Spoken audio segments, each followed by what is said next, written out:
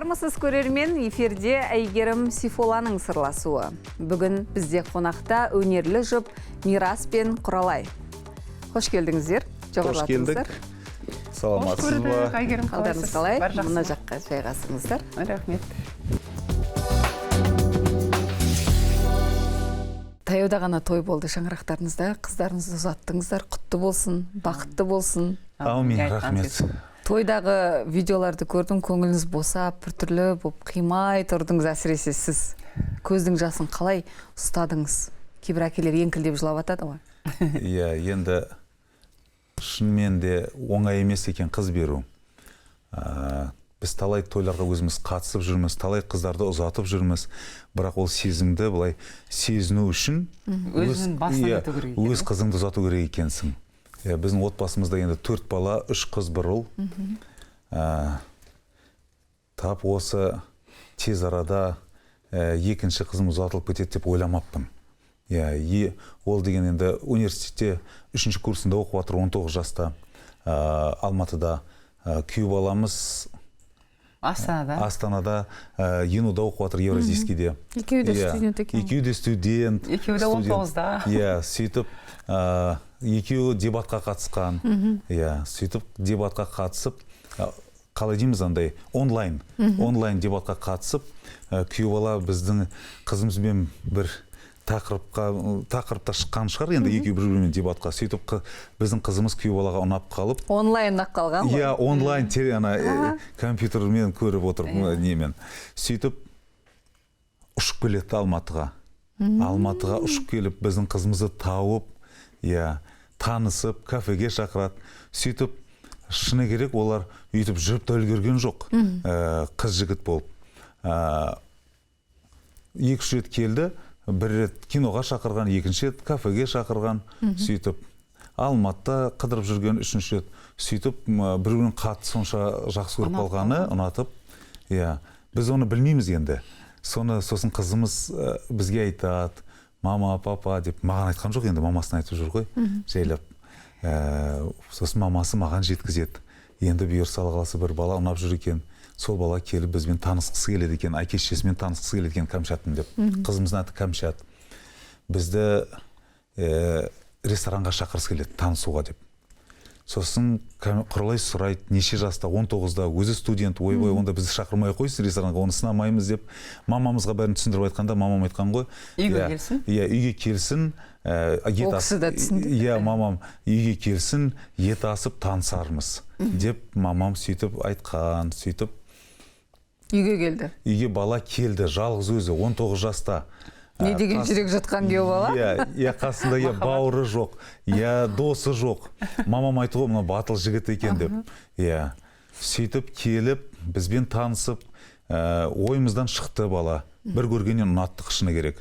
Сондай ақ жарқын, кішпейіл, іш бауырына кіріп тұрады, сондай тәрбиесі көрініп тұрады. Әдетте әкелер кішкене қатайып, қыздарын қимай, сынап, сөйтіп жатады ғой. Қатайып қалды сол уақытта кішкене. Жоқ, оның бәрін енді бүкіл нелерін айтпай қояйық. Ең бастысы, мамамызбен ақылдасқанда мамамыз айтты, жіберіңдер деді.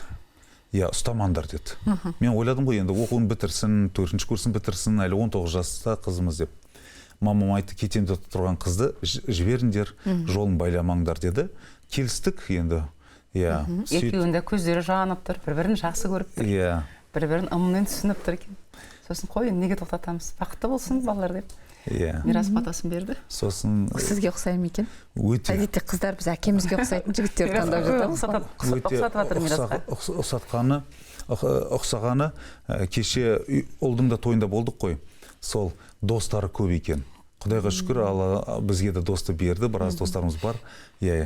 Ақтөбеден, Алматыда, жанымызда енді. Сол енді бала жақсы болғасын достар тартылады ғой. Жақсы адамдар қасына тартылады. Сол балдарды көріп мен қуандым. Жақсы бала деп. Сосын бір кішкене уақыттан кейін әке-шешелері хабарласып, келіп бізді ресторанға шақырып, сол жерде шай ішіп отырып, танысы біреулерімізбен. Алматыға ұшып келді ол кісілер. Олар деген өте сондай иман жүзді, құдамыз 13 жастан намаз оқиды. Сондай керемет, осы бұйырса міне мамыр айында ма үлкен қажылыққа жиналып жатыр, Алла қаласа. Қабыл болсын. Өнерден алыс о кісілер. Өнерден алыс, сондай. Өзім жалпы осындай күйеу бала, осындай құдаларды армандадым. Құдайға мыңда бір шүкір етем. Осындай күйеу бала мен осындай құдалармен біз құда болып жатырғанымызға. Енді балалар бақытты болып кетсін, ең басы. Анау тойдың кезінде сіздер енді әдетте ондай тойда жиі боласыздар. Біреудің қызын шығарып салған оңай. Өйткені өзің сезінбейсің ғой.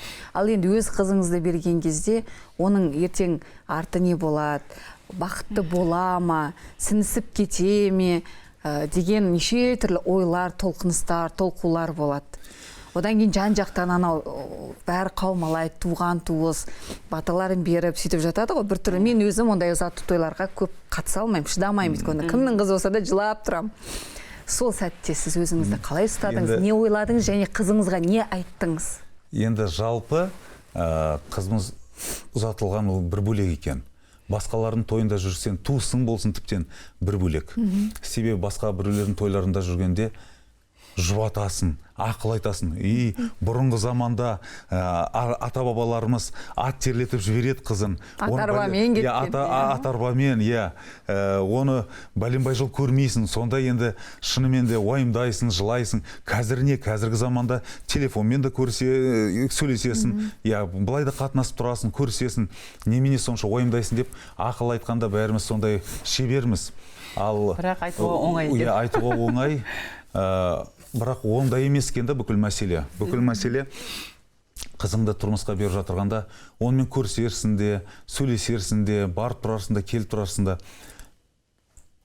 Сол отбасыға тастай батып судайсың дейді ғой, қандай керемет сөздер. Сол сөздердің мағынасын былай үңіліп қарасақ, шынымен де тастай батып судай сіңіп, сол үйдің мүшесі болып, сол үйдің жанашыры болып, сол үйге бақыт алып келетін қыз болсын, ертең әке-шешесін жерге қаратпай, сондай бір бақытты қыз болсын деп ойлайсың ғой. Сол екен мәселе. Ол деген көрмеу, оның бәріне шыдарсың. Сөйлеспесең де. Қандай сөздер айттыңыз, құлағына бір айттыңыз ба? Енді мен айтқаным бар. Мен айттым былай дедім. Қандай жағдай болса да, мен күйеу баланы көрдім, мен күйеу баланы таныдым, болмысын байқадым, мен сол себептен қызыма айттым. Қандай жағдайда болса да, сенің күйеуің сөйлегені дұрыс дедім. Ешқашан оған қарсы шықпа. Күйеу бала не дейді, оның айтқаны әрқашан дұрыс. Осыны миыңа құйып ал дедім. Сонда бақытты отбасы боласыздар дедім. Ол енді өзіне айтқаным. Енді тойдың аяғында ол да оңай емес екен. Енді әке-шешесі тойдың аяғында сөз сөйлейді ғой. Сонда енді алғашқы тойымыз бүкіл қонақтарға енді түсінікті ғой, бәріне рахметімізді айтып, қызыма жалпы қонақтарға айтқаным, Алла тағала бізге Құралай екеумізге осы қызды аманат қылып берді дедім. Сол аманатымды сіздерге тапсырдым дедім. Күйеу балама, құдаларға, сол аманатқа қиянат жоқ дедім. Болды, осы қана сөйледім. Басқа сөз жоқ. Осымен барлық түсінікті шығар. Енді жаңа айтып жатырсыз ғой. Тастай батып судайсың дейді. Барған жеріңді бақытты қыл деп жатады.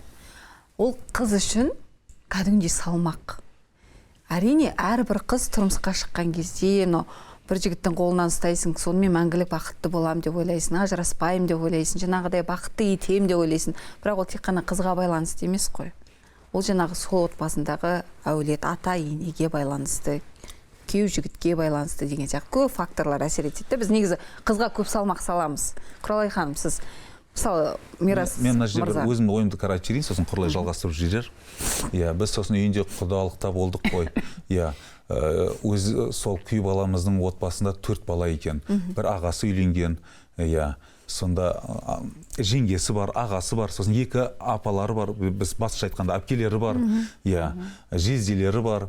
Сөйтіп солардың ауызбіршілігін көріп, бір-бірін ыммен түсініп, жүгіріп жүрген, қалай қонақтарды бір-біріне сыйластық, қонақтарды атқарып, қалай қарсы алып, атқарып жатырғанын көріп, мен деген тәубеме келдім. Соны ұйымшыл.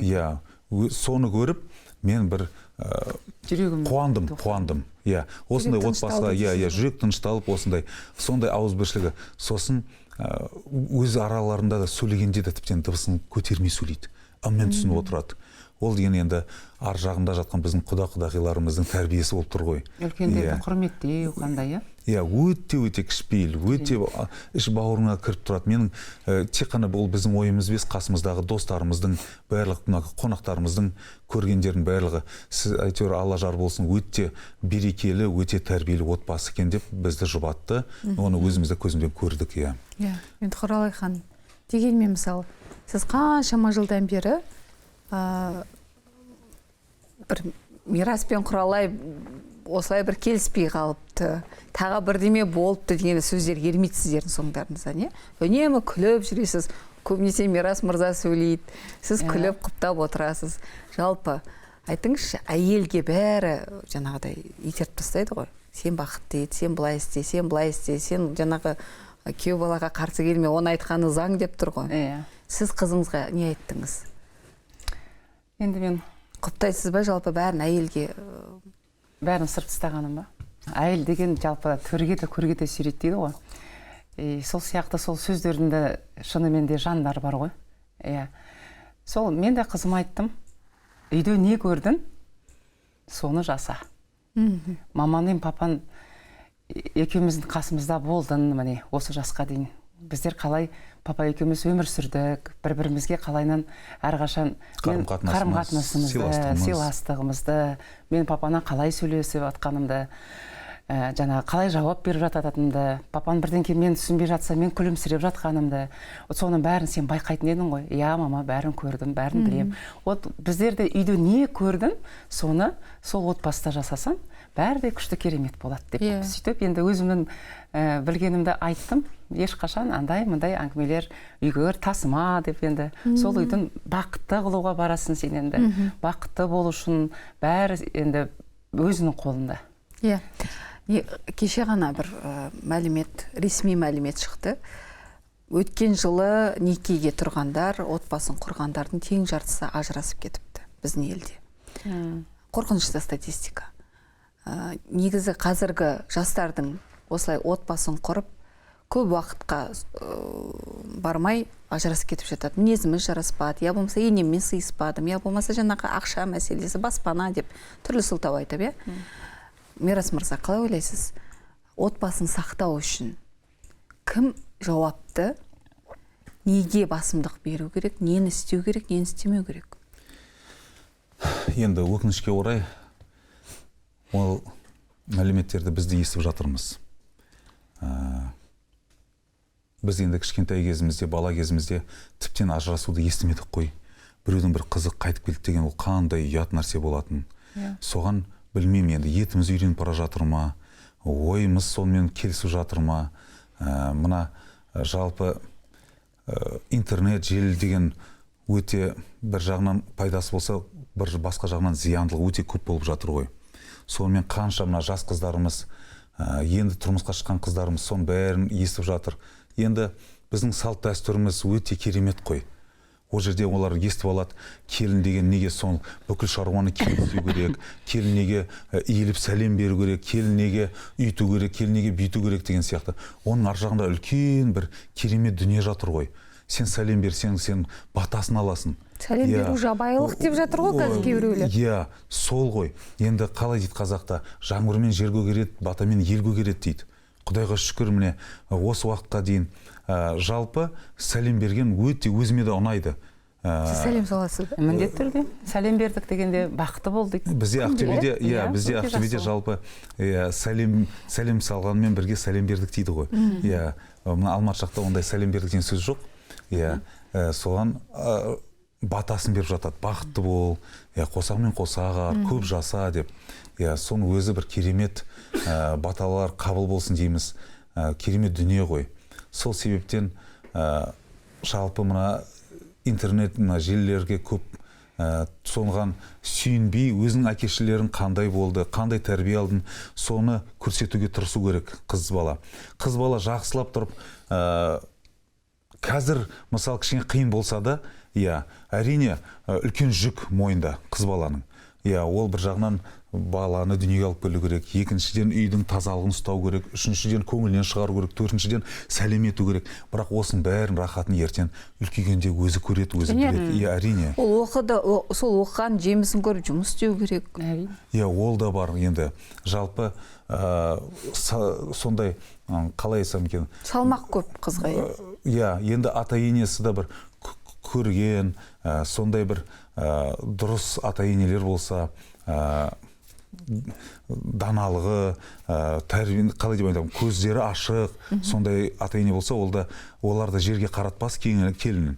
Олар да оны оқуын жалғастырар, жақсы жұмысқа, иә, орналастырмаса да, соның бәрін ойластырып, қатты салмақ та салмар сол келінімізге. Сол енді оның барлығы айналып келгенде бір-бірін түсінушілігімен, бір-бірін көтермелеуімен, иә, өзінің отбасы бақытты болса десе, әр адам бір-бірін көтермелеп отыру керек. Сонда ғана бақытты отбасы болады. Сонда ажыраспайды дейсіз ғой, мінезім жұмсақ болғанмен қыздарыма қаталмын, бірақ сырласымын деген айтқаныңыз есімде мен. Құралайдан гөрі балаларға мен жақынмын дедіңіз, е? Балаларыңыз сізге емін еркін ойларын ашық айта алушы ма еді? Енді қыз балдар енді әрине айтатын нәрсе де бар, айтпайтын нәрселер де бар ғой енді. Иә. Мен түсінбей қалатын нәрсем болуы мүмкін, оны деген енді мамаларына айту мүмкін, жаңағы жігіт бір сөз салды деген сияқты. А жалпы мамасына ренжісін, мамасы, әжесі бар үйде.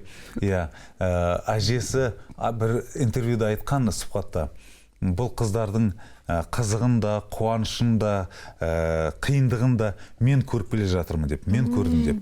Мына әке-шешесі енді көбісіне... Біз енді көбінесе далада жүреміз ғой, гастрольмен. Иә, гастрольмен, концертпен, басқа жақта тойларда жүреді, жұмыс бабымен деген сияқты. Сол себептен мен де қалжыңдап құдаларға айтқанмын. Енді бір кішкене қателіктері болып жатса қызымыздың, иә. Бүкіл сұрақты әжесіне қойыңдар деп. Иә, андай-мындай болып жатса, ол әжесі тәрбиелеген деп әжесіне сырып жатырмын ғой. Иә, қалжың ғой, ойын қалжың. Енді Құдайға шүкір, үйде не көрген, соны сол жаққа барып көрсетсе жаман болмайды деп ойлаймын. Себебі Құралайда үйде келін. Иә, біздің қыздарымыз кейбір кезде еркелейді. Иә, мамасы бірдеме істесе, мама, сен осы үйдің келінсің. А біз осы үйдің қызымыз дейді. Иә. Біз өзіміздің үйімізде жүрміз дейді. Біз өзіміздің үйімізде жүрміз.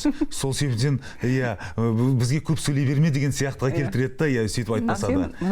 Сен біз үйдің келінісің ғой деп, олар бәрін уже сезеді, бәрін біледі, жалпы. Ертең бұйырса мен де тұрмысқа шықсам, мен де сен құсап келін болып, таңертең ертерек тұрып, шаруа тірлігімді жасаймын дейді. Ал қазіргі таңда сен мені көп жұмсама. Себебі деген сен келін болып үйдің шаруасын жасап жүрсің. Ал мен өз үйімде жатырмын. Осы үйдің қызымын деп. Қонақпын дейді, иә. Сондай әңгімелерді айтады. Әжелерің қыздар ақылды. Жалпы қыздар тәрбиесінде неге сіздер көбінесе басымдық бердіңіздер? Оқысын, үйренсін, жан-жақты болсын деп үйірмелерге тасып, бір бос уақытын қалдырмай жататындар бар, еркін мүлдем бетінен қақпайтындар бар. Я болмаса, қыздың құлағына құйып, еңбекке ерте араластырып, бір сондай бір біз кезінде істегенбіз, сен де істе деген сияқты. Ертең бір үйдің үйіне барасың, мені ұятқа қалдырма дейтіндер бар, е? Сіздер қыздарыңызды қалай тәрбиеледіңіздер? Әжесінің қыздары болғасын, біз ол қыздарға сөйлей алмаймыз. Біз ол қыздарға ұрса алмаймыз. Иә, біз кішкене әжесінің қыздары. Иә, даусымызды көтеріп алсақ, әжесі бізге ренжиді. Иә. Жалпы сол әжемен келіннің қарым-қатынасын көріп өсті. Бірақ енді айналып келгенде өздерінің ақыл өздеріне жетіп жатыр деп ойлаймын. Үйірмелерге қатысып жан-жақты ма қыздарыңыз? Ағылшыда, жаңағы биге де барады. Бірақ біз оларды өнерге жақындатқан жоқпыз. Иә, мен енді бір басқа жерлерде айтқанда шығармын, қыз балаға өнер өте оңай емес. Иә, айттыңыз. Иә, себебі оның жары қалай қарайды, оның ата-енесі қалай қарайды. Иә, өнерге сахнада жүрсе, басқа қалаларға ұшып жүрсе, ол өзінің бақытты болуына бір зиян келтіреді ма деген өзімнің ойым болды. Иә, сол себептен өнерге өте қатты жақындатқан жоқпын. Иә. Бірақ оларда бір асып-тасып жатқан талантты көрген жоқпын. Неге сіздің кіші қызыңыз? Қандай өнерлі? Кішкентай қыз да бар. Енді кішкентай қызымыз... Қандай дауыс? Иә, Құдайға шүкір. Кішкентай қызымыз енді Алла қолдасын, Алла жар болсын, Алла көзбен тілден сақтасын, жарып шығып жатыр. құдайға шүкір. Өзі сахнаны өте жақсы көреді. Жақсы көреді. Еркін жүреді. Енді оның жолын байламаймын. Енді жақсы солай болып жалғаса берсе. Өйткені жарып көрсетіп тұр дейсіз ғой, иә? Арыстан Бекті екі бастан өнерге жақындаған. Ол да күй тартады, домбырамен, күйші. Ал енді үлкен қыздарымыздың ондай несі болмағасын, оны жақындатқан да жоқпыз, өзім қалаған да жоқпын. Енді бұйырса көре жатармыз кіші қыздарымызды да. Енді кіші қыз, сіздердің жолдарыңызды қуып, өнерлі боламын, Димаштай әлемге танылам деген ниеті бар екен, Бұйырса. Сондай бір әдемі шебер орындау. Әлеуметтік желіге бір видеосын салып бөлістіңіздер ғой. Қандай көрермендер тарапынан үлкен бір қошеметке сондай ие болды. Керемет комментарий жазылып жатыр. Енді біздер жалпы Айсұлуды бір осы әнші боласың, осы направлениемен жүресің деп атқандымыз жоқ. Ол Айсұлудың өзі. Ертең мен өскенде Димаш ағам сияқты болам деп, өзі сондай керемет мақсат қойып жатыр. Арманы сондай. Аллаға шүкір, өзінде сондай мақсат болып атқанына да, және де өнерге өзі жақын болып атқанда, ән айтып, бірден ол әнді алып кетеді өзі. Бірден жаттап ала ма? Иә, бірден жаттап алады. Өзіміз антаң қалып жатырмыз. Енді бұйырса Алла қаласа Мирас өз қолдап, ары қарай Арыстанбек екеуін осы өнер жолына нететін шығар, продюсер болатын шығарсың. Қызық. Енді менен қарағанда, шешесінен қарағанда оның мына еске сақтау қабілеті өте мықты. Мына телевизордан бір мультфильмдарды көріп жатады ғой, теледидардан. Сол шетелдің бір әндері болсын, бір естейді, қағып алады, жаттап алады. Бір-екі рет тыңдаса жаттап алады. Соны бізге айтып отырады. Нешеде қазір? 9-да. Бүкіл модуляциялармен, бүкіл андай, енді біз естіп отырмыз ғой, бүкіл ноталарын бәрін тап-таза айтады. Сөздерін де жаттап алады. Сонымен құрлай айтам, енді Алланың өзі жар болсын, көзбен тілден сақтасын. Осы жақсы немен келе жатыр, бағытта, жақсы бағытта келе жатыр. Соны көріп біз енді жай отыра алмадық, музыка мектебіне бердік. Қазір Алия Исламбековна деген апайда оқып жатыр музыка мектепте, бірінші сыныпта. Ұлдарымыз ол да мектепке барады, домбыра тартады. Енді өзіңіз, сіздің арманыңыз сол еді ғой, ұлым менің жолымды қуса деген. Енді ол да жалпы әнді жақсы көреді, бірақ оларда қазір переходной дейміз ғой. Дауыс өзгеру уақыты өтіп жатыр, болып жатыр. Енді бұйырса бір жарты жыл қалған шығар, сосын ол да әнші боламын деп. Ер дауысы келеді бұйырса. Төмен дауыс, баритон сияқты сондай бір әдемі дауыс келе жатыр. Сіздің бір сұхбатыңызда айтқансыз, мен 15 жыл оқыдым. Кәсіби түрде 15 жыл оқыдым. Ал қазір білесіз, оқымай-ақ шығып жатқандар көп сахнаға. Және оқымай-ақ үлкен аудитория жинап жатыр. Соларға қарап, қайран, менің уақытым 15 жылым деп ойламайсыз ба? Осылай-ақ шығуға болады екен сахнаға. Жоқ, мен оғандым, нем жоқ, ойдып қайран деп не істемеймін. Мен кішкене қайта біздің халқымыздың деңгейі кішкене түсіп қалды ма деп соны ойлаймын.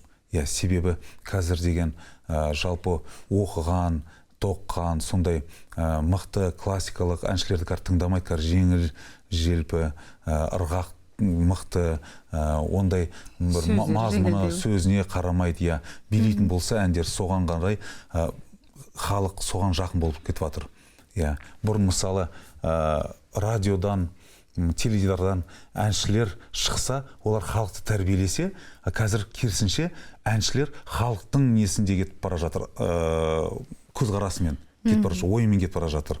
Себебі бұрын деген енді әнші шыққанда оның композитор олар одағы болатын, соның ішінен жарып шығатын ән болатын. Сосын ақындар несі болатын қоғамы. Соның ішінен мықты ақынның сөзі келеді. Сосын орындаушы қандай конкурстың лауреаты, қандай конкурсқа қатысты. Сол ән халыққа ұнамау мүмкін. Бірақ оның идеологиясы мықты. Оны бір рет ұнамайды, екінші тыңдайды, ұнамайды, үшінші рет халыққа ұнап, халық сонымен бірге сосын тәрбиеленеді, сол әнді айтып жүреді. Түсініп тұрсыз ба? Ол бірінші. Қазір біз бірінші рет ұнау керек. Бір рет қостық па, сол ән ұнау керек. Сол себептен өкінішке орай сондай деңгейге түсіп жатырмыз деп айтуға болатын шығар. Енді өйтіп айтуға да ол өте қайда барамыз деп ойлайсыз? Қазіргі деңгеймен, қазіргі жастармен, қазір айтып жатады ғой, көбінесе несі әні бар, сөзі жоқ, әріптері Мазмұны жоқ, жоқ. түсінігі жоқ, Сосын- түрлі әндер орындаулар деп. Жалпы қазақстандық эстрада, қазақстандық шоу-бизнес қайда бара жатыр қазір? Болашағы қандай? Енді оны біз емес қой шешетін. Бірақ сіздер кәсіби мамансыздар Жалпы осы салада мен жүрген. қарным ашады, кейбір кездерде қазір мода болып бара жатыр. Сөздерін, тілдерін майыстырып айтады, қисайтып айтады. Яғни түсініксіз не айтып жатырған. Бір шетелдің әншісі орындап жатқан сияқты. Иә. Соны тіптен жағын ашпай айтады әндерді. Соны менің ойымша енді қайда барады дегенде, оны мәдениет министрлігі соны қолға алу керек сияқты. Сол Ол сөздерді бұрыннан келе жатқан нәрсе ғой. Иә, бұл радиодан қандай әндер шығып жатыр, кімдер орындап жатыр, әннің мазмұны қандай, оның идеологиясы қандай, оның бәрін бір неге алу керек сияқты. Қалай деп айтуға болады? Бұрынғыдай бір қоғам құру керек па? Иә, болатын нәрсені, болмайтын нәрсені ажырату керек па? Сондан бір сөзгіден өткізу керек па? Иә. сөйтіп жастар сол әндерді тыңдайды да, сосын өнердің шыны осы екен ғой деп соған Иә, сөйтіп ойлайды. ол деген миллион бір стадион жинап атса, олар ойлайды, ол өнердің шыңы осы екен, бүкіл халық осында жиналып жатыр деп. Иә, түсініп тұрсыз ба? Себебі контроль жоқ. сонда балалар ютубта осындай қаралым жинапты, шамалған уақытта миллион қаралым. иә сол оларға уже потолок. Иә, сол енді айналып келгенде, соның бәріне контроль керек. Енді ол деген жоғары жақтан мәдениет басқармасы жағынан осыған бір көңіл аудару керек деп ойлаймын. Иә. Қазір сахнада кімнің орны ойсырап көрініп тұр? Кім жетіспейді қазір сахнаға? Біз басқа заманда өстік қой. Біз енді Совет одағының уақытында өстік. Маған қатты ұнайтын Әлібек Нишев. Иә. Халық әртісі, КСРО халық әртісі, Ермек Серкебаев ағаларымыз. Олардың енді әндері қандай, халық әндері қалай орындайтын. Аңыз адамдар, иә? Иә. Бибігүл Төлегенова. Роза Жамал. Иә, солар сондай бір легенда ғой, легенда. Аңыз адамдар. Сол кісілермен сахнаға шыққан кезде қандай еді? Өте енді басқа әсер. Біз Бибігүл Ахметовна Төлегеновамен сахнаға шығып ән жеткенбіз, иә, ән айтқанбыз. Иә. Үлкен жауапкершілік олардың енді дайындалған шығарсыздар, иә? міндетті түрде. Жаңа сіз маған айтып жатсыз ғой, енді 15 жыл оқыдыңыз деп, енді оны қай мағынада айтып отырғаныңызды енді білмедім. Осы кісілер, олар өмір бойы оқып келе жатыр. Олар 70-ке жетсе де, Серкебаев айтқан ғой 70 жасында, мен енді түсіндім қалай дұрыс өлең айту керек деп. Оларда вокальная школа, вокальная техника деген болатын, иә. Түсініп тұрсыз ба? Сол себептен, ал қазір сенің даусың қырылдап тұрса, оның модаға айналдырады. Иә, тілің дұрыс болмаса да бұрмалақтап айтады. Оның өзі бір модаға айналып бара жатыр. Сол себептен енді қайда бара жатқанымызды біз шешпейміз. Енді өмір көрсетер, бірақ сол басшыларымыз соны бір контрольға алу керек деп ойлаймын. Ал сіздер қандай үлес қосасыздар? Кәсіби мамандар ретінде. Енді үлесіміз болғанда, өзіміздің әндеріміз дұрыс шығып, халықтың жүректеріне жетіп жатса, сол өнерде біздің бір үлесіміз деп ойлаймыз енді. Біздердің әндеріміз махаббат, отан отбасынан басталады дейді. Сол бақытты отбасылар көп болса екен деген ниетпен. Жалпы біздің енді әдемі әндерді айтуға тырысамыз. Иә. Жалпы енді қандай үлесі дейсіз, мен мына жерде қосып кете алатын шығармын. Жаңағы отбасын айтып жатырмыз, бақытты отбасылар, жастарды айтып жатырмыз. Мен ешқашан біз бақытты отбасымыз, біз осындаймыз деп ешқашан өзімізге реклама, жарнама жасап көрген жоқпын. Бірақ халқымыз бізді сондай бақытты отбасы болып көреді да, өзінің тойларына ырымдап шақырып жатады бізді. Соның өзі бір үлес шығар жастарға, бақытты отбасы болуына. Енді қазақ болғасын ырымшыл халықпыз ғой. Біздің тойымызды бастап берсеңдер, қызымызды ұзат берсе құралай. Иә, көп балалы отбасымыз. Соның бәрін ырымдап, қазақ енді ырымшыл халық болғасын, соған мен қуанам, Алла біздің абыройымызды түсірмесін деймін. Иә, осылай біз көрініп жүргенімізге Құдайға мыңда бір шүкір. Ешқашан өйтіп мен айтпайтын едім. Біз осындай өнегелі отбасымыз, бақытты отбасымыз деп халықтың беріп жатырған ол бағасы бізге. Соған мыңда бір шүкір етеміз. Иә. Енді Құралай, сіз енемен тұрып жатырсыз, иә? Шүкір. Қазір неге жас қыздардың, келіндердің жалпы енемен басы сыйыспайды? Ол неге байланысты? Ешқашан ата ене деген балаларына жамандық тілемейді. Олар болсын дейді. Ол балалар өздерінен де күшті болсын деген ниетпен ақылдарын айтады. Ал қазіргі таңда енді келіндер жаңа айтып отырмыз ғой, интернетке қарап, мен неге сәлем беруім керек, мен аны неге істеуім керек, мен неге таңертең тұруым керек. Айтып жатырмыз ғой, енді бәрі әйел адамға байланысты, қазір ауыр оларға деп. Ол алдында біздің аналарымызда да өтті ғой осы жаңағы келін болып сондай өмірден дейсің ғой, сондай сәттерден. Сондай сәттен олар да кішкентай қыз болды, одан өсті, одан келін болды. Олардың кездерінде өмірлері совсем қиын болды ғой. Сиыр сауу деген, жаңағы стиральный машина деген жоқ, оның бәрін қолмен жуды. Ол өмірлері совсем қазіргі замандағы өмірмен салыстыруға мүмкін емес. Қазіргі келіндердің өмірлері өмір ғой.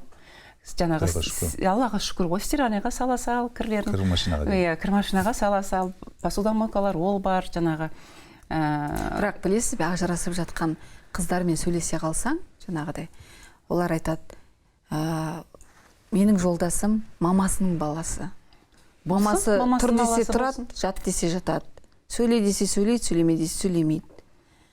Бүгін мысалы біз екеуміз бір киноға шыққымыз келеді, анасы бармайсың қасымда бол десе баласы қалып қояды. Осындай мамасының балалары деген түсінік қазір бар. Енді тіптен енді мүлдем ішіне кіріп кетпейтін шығар үйтіп. Жалпы мен енді өзім, мамам осы біз 50-ге келсек те жасымыз, мамамыз ақ дегені ақ, қара дегені қара. Сол мамам деп отырған баланы бірі мирас. Құдайға шүкір. Мамасының баласы одан жаман болатқан жоқпын мен. Одан жаман болатқан жоқпыз. Енді аналарында түрлері болат шығар. Енді біз Құралай екеуміз бір жаққа баратсақ, жоқ сен бармайсың деп үйге отырғызып қоймайды енді. Ол да түсіністікпен қарайды. Біздің шаруаларымызды ескере отыра, жұмысымызды ескере отыра, балаларымызды алып қалады, бәріне қарап отырады, үйде ұйытқы болып отырады, Құдайға шүкір. Бір-бірін түсіну керек қой. Бірақ әрине жаңа мамасының баласы дегенде ол бала аспаннан салбырап түскен жоқ қой. Оны дүниеге алып келген сол мамасы емес па? Сол себептен сол баласы сияқты өзі де соған икемдеу керек. Ертең ол да ана болады. Ол да болады. Сол денесінің көңілінен шығуға тырысу керек. Сепарация мәселесі. Анасымен кіндігі кесілмеген, анасына тым жақын, мені емес анасын бірінші кезекке қояды. Тек анасының қас-қабағын ғана бақылайды деген. Мысалы, біздің қазір психологтар да жиі айтады ғой, кіндік кесілмегенде. Мысалы деген біздің қазіргі психологтар қиын болды бар ғой. Бәрін айтады, коучтар андай-мындай бірдеңелер. Мысалы, біздің күйеу баламыз да маған бір нәрселер өте қатты ұнады, мамасы туралы. Біздің Кәмшатқа айтатын көрінеді. Кәмшат, сен мысалы бір орамал сатып алып жатсаң, я басқа бірдеме сатып алып жатсаң, біреу емес екеу алып отыршы я деп. Біреу өзіңе болса, біреу біздің мамамызға деп. Қандай керемет, Оған мен ренжімедім, мен оған қуандым. Мынау деген мамасын сыйласа, мынау далада қалмайды, мынау деген бақытты болады. Әке-шешесін сыйлаған бала ешқашан жаман болмайды. Әке-шешесінің батасын алған бала ол ешқашан жаман болмайды.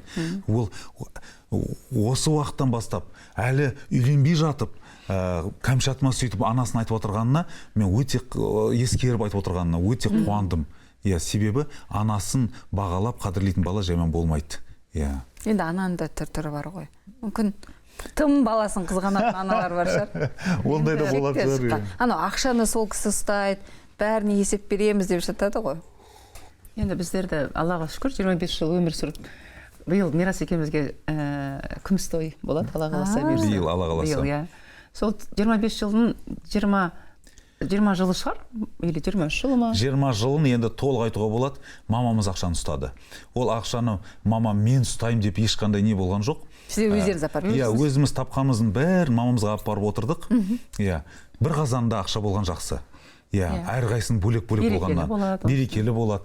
Ақшаны ұстай білетін адам ұстау керек дейді ғой. Демек ол кісі ұстай алады. Мамам қатты ұстайтын еді. Сосын мамамнан бірдеме сұрасам, кеше ғана алған жоқсыңдар ма деп бермейді. Кеше ғана алған жоқсыңдар ма? Анаған бірдеме жұмсағың келеді, мына жерге бірдеме алғың келеді. Жоқ, кеше ғана алдыңдар, кеше ғана сұрадыңдар деп сөйтіп ұстап отыратын.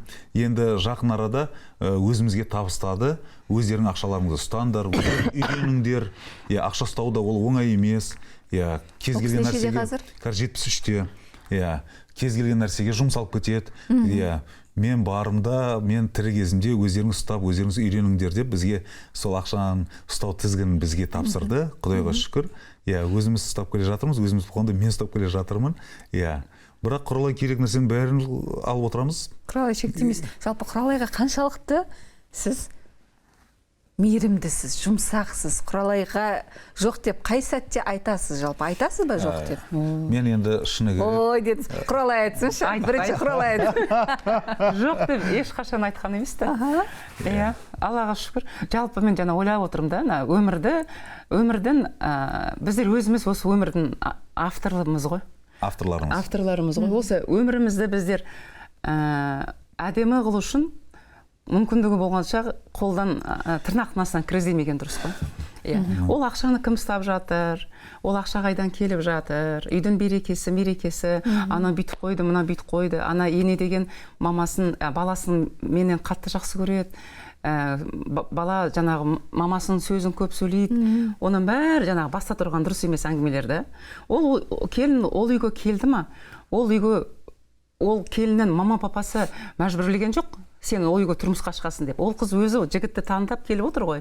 Енді сол үйдің бақытын, сол үйдің мерекесін ұстауға келіп отырғаннан кейін, ол келіншек тырнақтың астынан кіріздемей, жаңағы менің жолдасым мамасы бүйтіп айтып жатыр деп айтпай, сөйтіп айтып жатыр, ол дұрыс қой, значит үйту керек деп ол жолдасын қолдап кетіп ары қарай сөйту керек деп ойлаймын да.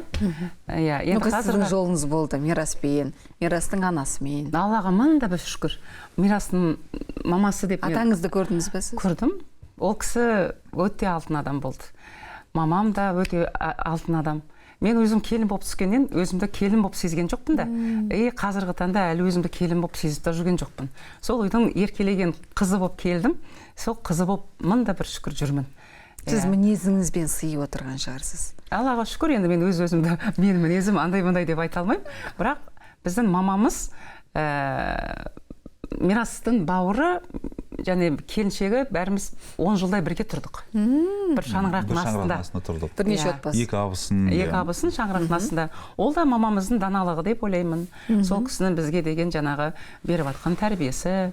Енді Аллаға шүкір, жаңағы абысыным да өзім де жаңағы ананың ақ сүтін еміп, тәрбие алып келген келіндеріміз ғой. Одан кейін ары қарай мамамыз бізді келін қылып ары қарай тәрбиелеп 10 жылдай бірге тұрдық тәтті. Аллаға шүкір, жаман емес. Не үйрендіңіз енеңізден, анаңыздан?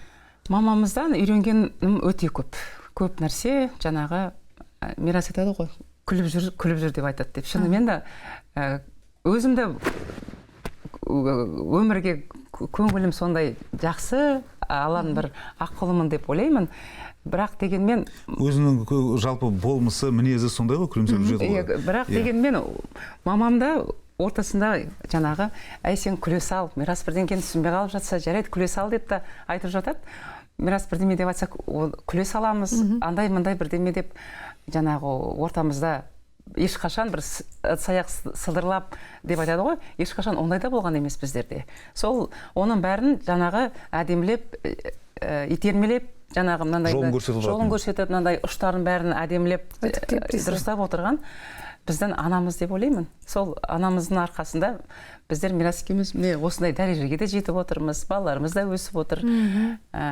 Үйіміздің ұйытқысы да, берекесі да, мерекесі да болып отырған біздің анамыз деп білем. Сол аналарымыз аман болсын әрқашан. Мирас мырза қандай күйеу бала?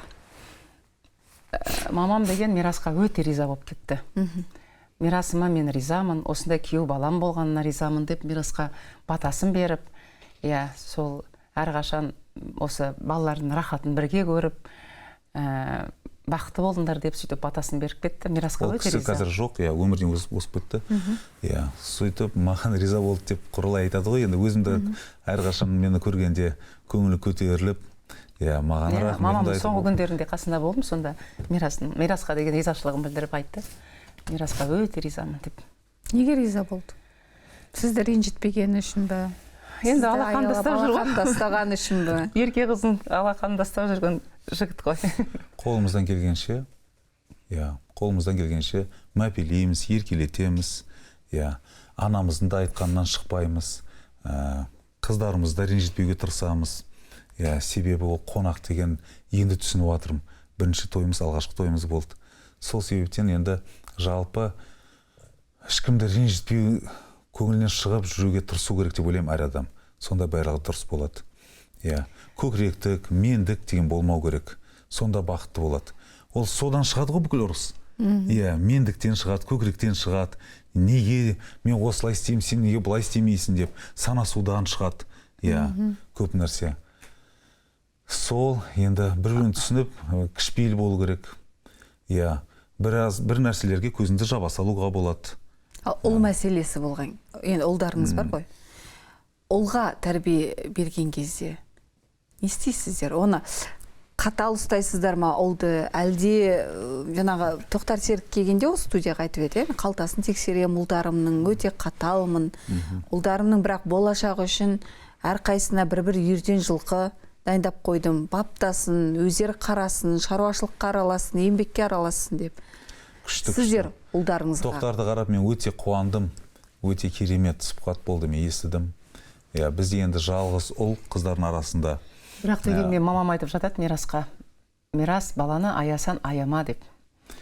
Арыстанбек енді Алланың берген жалғыз. Бізде енді біз халықтың арасында жүрсек та барлығы идеальны болу мүмкін емес қой. Иә, бізде де бір минустарымыз болады. Ұлымыз ерке, шыны керек. Иә, бірақ мен ойлаймын енді осы үйіміздің тәрбиесінің бәрін көріп жатыр, ол жаймен болып өспейтін шығар деп. Еркелігі бар. Жалғыз ұл болғасын еркелетіңіз. Иә, үш қыздың арасында ғой енді. Соған мамам бізге ұрсады. Мына ұлға қатал бол. Иә, ертең өскесін, өзін әйтеуір қиналып қалма деп. Иә, мен де мәңгілік емеспін. Иә, ертең өздеріңіз қартайғанда әйтеуір бір жаймандық көріп қалмау үшін қазірден бастап қатал болу керексіңдер балаларға. Мына ұлға ертең қыздар кетеді, осы ұл сендерді асырайды деген сияқты. Иә, соған енді бізді қатал болуға тырысып жүрміз. Неден шектейсіздер ұлды? Неден шектейсіз? Телефоннан. Иә. Сол ғой енді бірінші қолына үлкен қаражат бересіздер ме? Жоқ, біз деген қазір сондай мектепке барады, ішінде тамақтарын өздері береді мектепте, иә.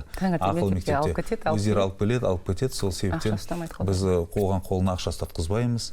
Мына енді телефон бүкіл қазір әлемнің проблемасы шығар. Иә, телефонға көп жабысады, сол телефонын тартып алып домбырасын ұстатқызып қоямын. Иә, тыңдаймын.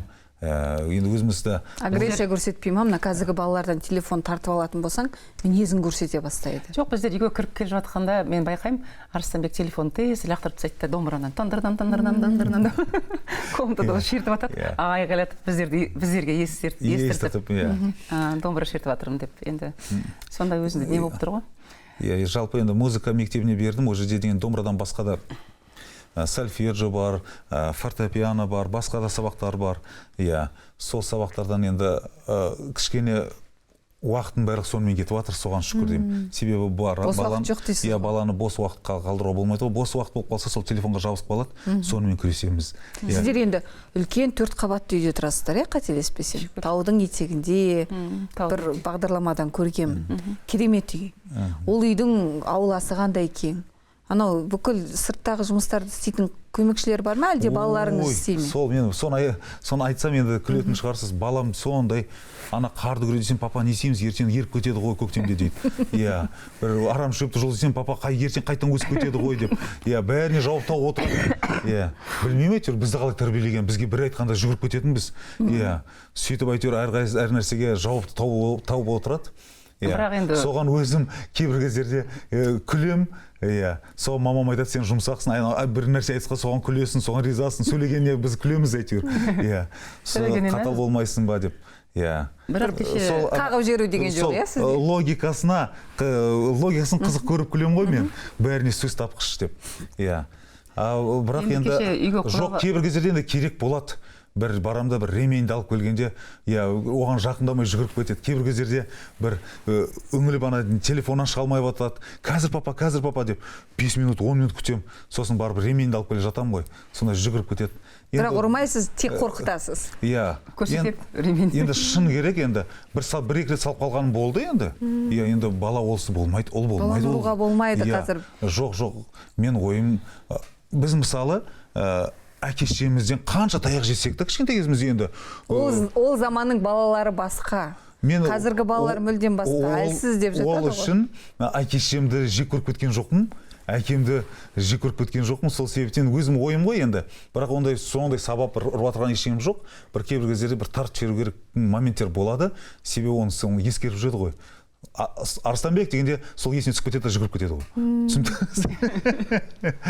Бірақ дегенмен кеше үйге құдалар келеді деп Мирас өзі жүгіріп жүрген кезінде Арыстанбек кәдімгідей әкесінің жанында далада көмектесіп, жаңағы мусорлардың бәрін шығарып, ағаштарды кесіп, гүлдердің бәрін әдемілеп егіп, әкесінің қасында кәдімгі шаруа тірліктерін жасап, мусорлар далаға шығарып, сөйтіп жүргенде мен айнадан қарап қоямын, Арыстанбек жарайсың деп. Терезеден қарап қоямын, Арыстанбек, сен де әкенің көмекші болған екенсің ғой деп. Жарап қалдың деп. Қонақтар келгенде су құяды, баталарын алады, сөйтіп желеп тәрбиелеп жатырмыз енді. Енді ол да ер жетіп қалды, 13-ке келді жасы, бойы сорайып. Балаларға бастарына сана берсінен басы. Жалпы әкенің жақсы атағы, әкенің аты балаға 40 жыл азық дейді, Солай дейді. Бірақ қазір көп ел алдында жүрген адамдардың балалары көп алаяқтық жасап жатады, бір ұятқа қалдыратын істер жасап жатады. Соларда құлағына құйып айтып отырасы, мені осылай ұятқа қалдырма ертең, әлде өзіне біз айтып жатамыз, оны әжесі де айтып жатады. Бір жағынан қарасаңыз енді азығы деген сол тәрбие білімі ғой. Басқасын айтпай қойық, ол дүние ол деген бала ақылсыз болса, ол дүниені бір күнде шашып тастайды ғой. Сол ақылдылығы, білімділігі, логикасы, саналығы, сон барлығы деген Алла берсін баламызға. Жүрегіне мейірім. Жүрегіне мейірім берсін. Мейірім. Мен қыздарыма да айтатыным, күйеу баланың басқа нәрселеріне қарамасаңдар да жүрегінде мейірім болсын. Мейірім болса бақытты боласыңдар. Мейірімді болсын. Қалған ештеңеге қызықпаңдар деп. Сіздер бағана мен ажырасу туралы сұрадым ғой, қазір екінің бірі ажырасып кетіп жатыр деп. Сіздер отбасын құрған кезде бәрі керемет болған жоқ. Сіздер көп жылдар бала аңсап, сәби сүйе алмай жүрдіңіздер, сол кезде көп отбасылар ажырап кетіп жатады ғой. Бір жыл шыдай ма, шыдамай ма, бала жоқ, бала болмайды десе олды кетеді. Сіздер соған шыдадыңыздар. Сол бір сәтке оралайықшы. Құралай екеуміз енді үйленгеннен кейін жылдар өтіп жатыр. Сәби жоқ, 1 жыл өтеді, 2 жыл өтеді, 3 жыл өтеді, 4 жыл өтеді, оңай емес. Біз енді қарана бастадық. Медцентрлерге барып, орталықтарға, дәрігерлерге барып, сөйтіп жақсылап тексеріліп жатсақ, бір мықты дәрігер Құралайға айтты, сенде ешқашан бала болмайды. Бір диагнозын айтты.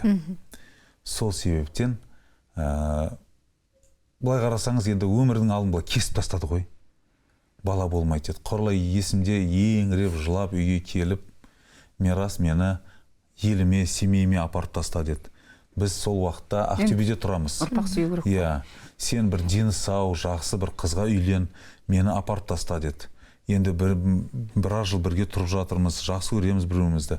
Сонда қалай мен қайын жұртыма нағыл деймін, қалай мен апарып тастаймын, мен басыма сыймайды Құралайдың әңгімесі. Не деп тұрсың деп. Сосын маған осының бәрін айтты, бізде сәби болмайды Мирас деп. Өте қиын сезім. Басқа бермесін. Еркек болсақ та, еркектер жыламайды дейді ғой, жылайды еркектер. Түнімен көрпенің астында екеуміз жылаған күндеріміз де болды. Доғада болдық, Алладан сұрағанымыз, Құралай екеуміз әлі есімде. Біз сондай не істеп қойдық, біреудің ала жібінде аттаған жоқпыз ғой. Алла бізге сәби берші деп. Құдайға шүкір, міне 4 сәбиіміз бар. Алланың бергені. Сол себептен жастарға айтарым, не бір нәрселер үшін ренжісіп, ажырасып кетіп жатады. Ол дұрыс емес. Бәрі бірден керемет болып кетпейді ғой. Бәрі бірден әрине керемет болып кетпейді. Біз Құралай екеумізде де осындай қиыншылықтар өтті, басымыздан кештік. Құдайға шүкір, Аллаға мың да бір шүкір етем, Аллаға ризамыз. 4 сәбиіміз бар қазіргі таңда. Біреулер деген тіптен, менің шалбарымды, көйлегімді дұрыс өтектемедің, түймемді дұрыс қадамадың, менің анама бір дұрыс қарамадың, маған осында бір сөз айтып қойдың деп, сол бір түсініспеушілік болып орталарында, енді былай қарғанда ортаға шайтан түседі, екеулер қанша отбасылар ажырасып кетіп жатыр. Содан мен де қорқам. балалар өсіріп келе жатырмыз, қыздарымыз міне біреуін енді жібердік, Құдайға шүкір ұзатып. Қалған балдарымыз қалай болады екен деп. Жаңа өзіңіз айтып отырсыз ғой, статистика бойынша екінің бірі ажырасып жатыр, ол статистика бойынша. А статистикасыз, ЗАГСқа бармай, былай да ажырасып кетіп отырған қанша адамдар.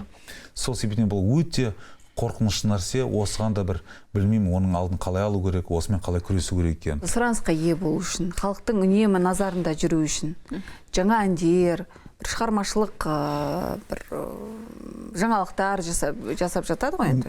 Сіздерде қандай жаңа әндер бар? Міндетті түрде сұраныс болу үшін міндетті түрде жұмыс істеп тұру керек.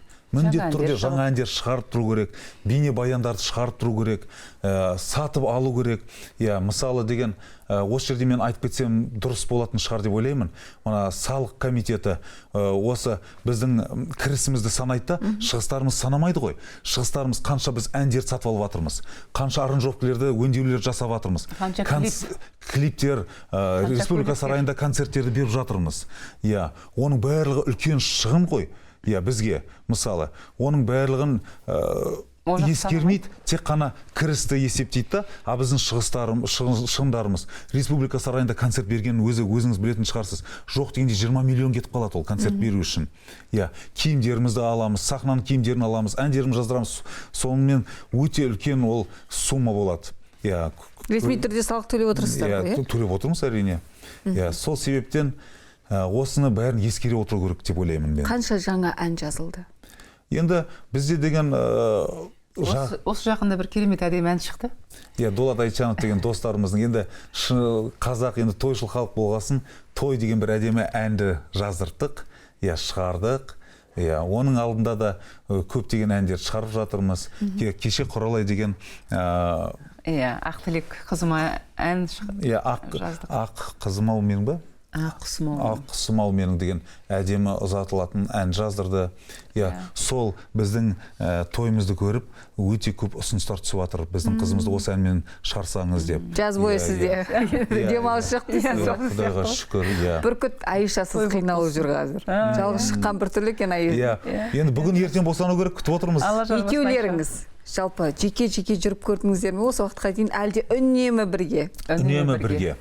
Енді Құралай аяғы ауыр болып босанғандар ұдымда жатқанда шығып көргенбіз. Бір өте қиын екен. Бір-бірімізге сондай үйреніп қалғанбыз. Бауыр басып қалғанбыз. Сахнада да, тойда да іздеп тұрам. Құралай қасымда бір қанатым сияқты. Тек роддомда ғана болған кезде? Үйде көп отырған жоқсыз демексіз? Жоқ. Ол 8 айына дейін шығып жүрді ғой, 9 айға дейін болмаса. Бір апта қалғаннан кейін барып босадамыз. Сосын баланы үйге әкелгеннен қайтып шыға бересіз. Мамамыз үйде болады. Мамамыз, мамамызға береміз де ары қарайынан жүреміз. Демек, бөлек шықпадыңыздар.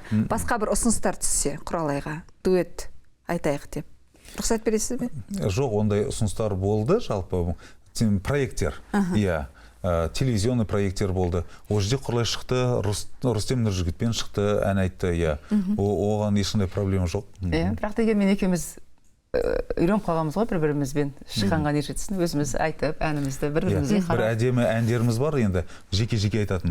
Оны да тойда айтқымыз келмейді, себебі халық үйреніп қалған, екеумізді бірге көріп. Сол себептен бірге дуэт болып айтып жүрміз. Той дедіңіз. Тойға реформа керек пе? Мен ойымша, тойдың орны ол әрқашан той болып қалады. Тойшыл қауымыз ғой. Той болмасын дегеннен Құдай сақтасын.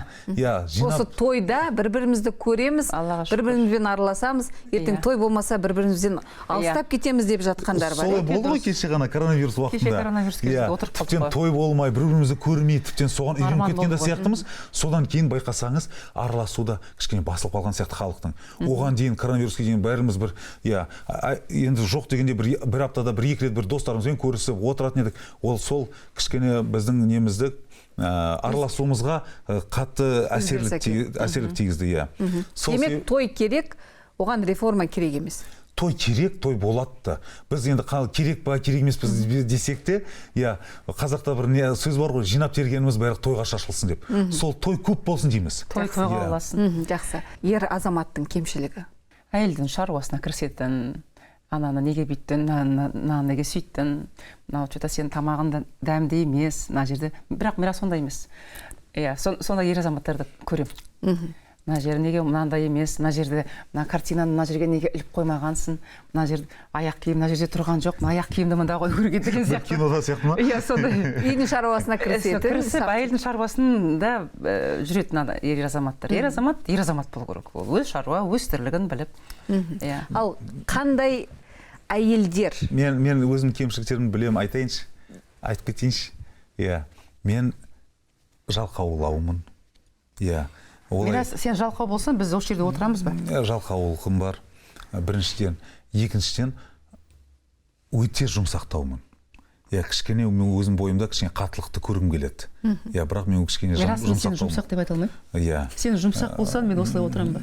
Иә, Құдайға шүкір. Осы екі қасиетімде кішкене бір минустарым бар, иә.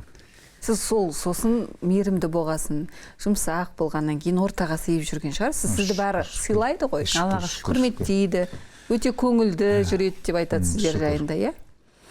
Әйелдің кемшілігі неде деп ойлайсыз? Барды дұрыс жаратпау. Өмірлеріңізді түбегейлі өзгерткен оқиға? Сәбилі болғанымыз. Біздің өмірімізді қатты өзгертті. Бір-бірімізге сезімді, бір-бірімізге махаббатымызды одан сайын ашты, иә. Меншігіңізде не бар? Бізде соңында көп нәрсе ештеңе жоқ. Үй, машина ғой, болды, келіншегім. Кәсіп бар ма? Кәсіп қазіргі таңда жоқ. Егер ән айтпайтын болсаңыз, отбасыңызды қалай асырайсыз? Сол Тоқтар маған баяғыда айтқандай, таксист болсақ та асыраймыз ғой деп. Құдайға шүкір, енді қолымыздан андайымдай келеді. Не келеді? Енді біраз нәрселер келеді. Жұмыстан қорықпаймыз. Иә. Денсаулық берсін Алла тағала ең басы. Жалпы не келеді дегенде енді любой шаруаны жасауға дайынбыз. Оның бәрін айтқым келмейді, мен машина жөндей аламын. Иә. Сондай нәрсе, стройкада жұмыс істей аламын. Иә. Кішкентай жасымыздан әкеміз енді еңбекке қатты бізді жақындатып, бойымызға сіңдірген. Рахмет сіздерге. Шынайылықтарыңыз үшін, келіп менің сұрақтарыма жауап бергендеріңіз үшін рахмет. Осылай әдемі болып жарқырап, әдемі әндеріңізбен, әдемі дауыспен, кәсіби әндермен көрерменді қуантып жүре беріңіздер. Рахмет. Балаларыңыз бақытты болсын. Әумин. Айтқан келсін, өзіңе де бүкіл бақытты тіледік. Рахмет. Әйгерім, жүрген жерінде бақытты болып, осылай бала-шағаның қызығын көріп, Алла отбасыңа тек жақсылық, береке нәсіп етсін. Әумин. Сіз бізіміз жарасып жүре берсін. Қымбатты көрермен, біздің сырласуымыз осымен аяқталды. Келесі сырласуды күтіңіз.